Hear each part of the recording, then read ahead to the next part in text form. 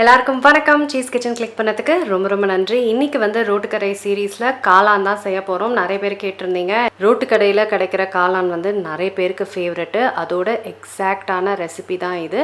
இது அப்படியே ரோட்டுக்கடையில் சாப்பிட்ற மாதிரியே எக்ஸாக்டாக இருக்கும். கண்டிப்பாக ட்ரை பண்ணி பாருங்கள். ரொம்ப ஈஸி மட்டும் இல்லை, செம்ம டேஸ்ட்டாக இருக்கும். வீடியோ போகிறதுக்கு முன்னாடி மறக்காமல் சப்ஸ்கிரைப் பண்ணுங்கள் சீஸ் கிச்சனுக்கு. அதுக்கப்புறம் லைக் பண்ணுங்கள்.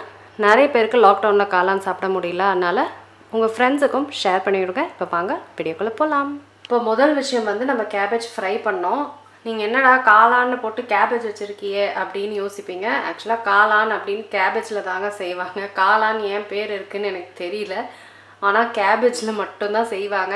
இது ரோட் சைடு மாதிரியே உங்களுக்கு இருக்கணும் தான் நான் வெறும் கேபேஜ் மட்டும் அவங்கள மாதிரி யூஸ் பண்ணி செய்கிறேன். நீங்கள் வேணும்னா காளான் சேர்த்துக்கலாம், ஆனால் பார்த்திங்கன்னா அவங்க கேபேஜில் மட்டும்தான் செய்வாங்க.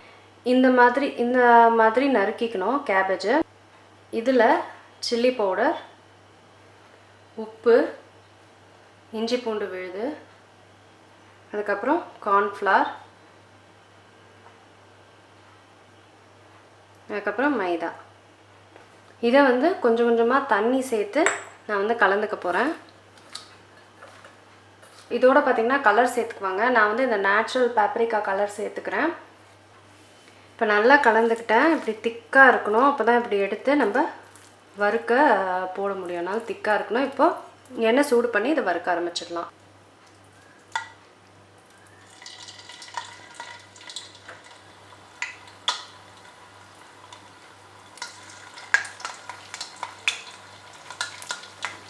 ரொம்ப பெருசாக போட்டுறாதீங்க, இந்த அளவுக்கே போடுங்க.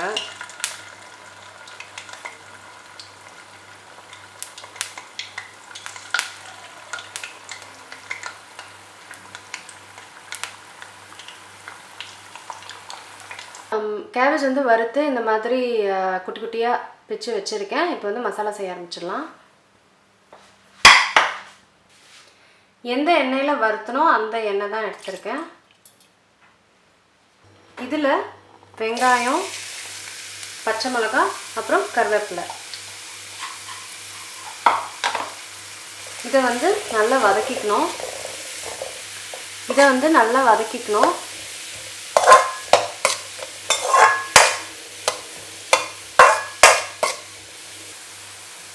இப்போ வெங்காயம் வந்து கொஞ்சம் குக் ஆகிடுச்சு. இதில் வந்து சில்லி பவுடர் சேர்த்துக்கிறேன், கரம் மசாலா, உப்பு, அப்புறம் இஞ்சி பூண்டு விழுது. இப்போது இதை நல்லா வதக்கணும், மசாலா எல்லாத்தையும்.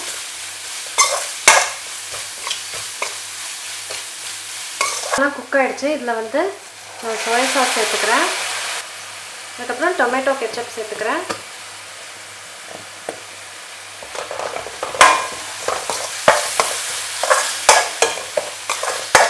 அப்புறம் நம்ம காளான் சேர்த்துக்கலாம், கேபேஜ் சேர்த்துக்கலாம்.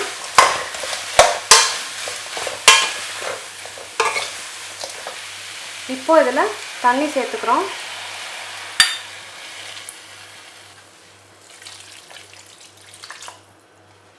இப்போ தண்ணி சேர்த்துக்கிட்டேன். இதை வந்து ஒரு 2 நிமிஷம் நம்ம வந்து கொதி வர வரைக்கும் குக் பண்ணோம்.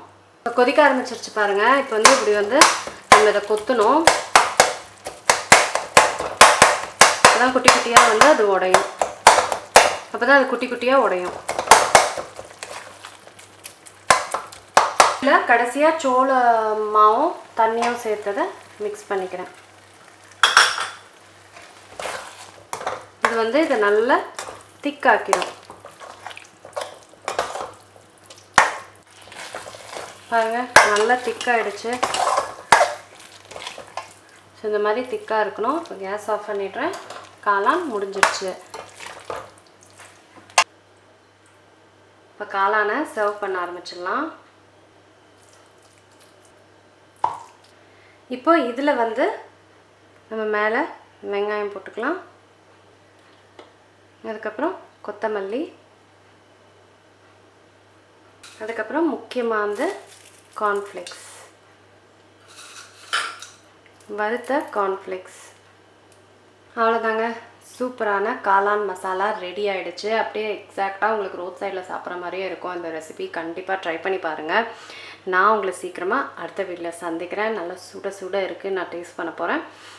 டீயோட நான் உங்களை சீக்கிரமாக அடுத்த வீட்டில் சந்திக்கிறேன். வணக்கம்.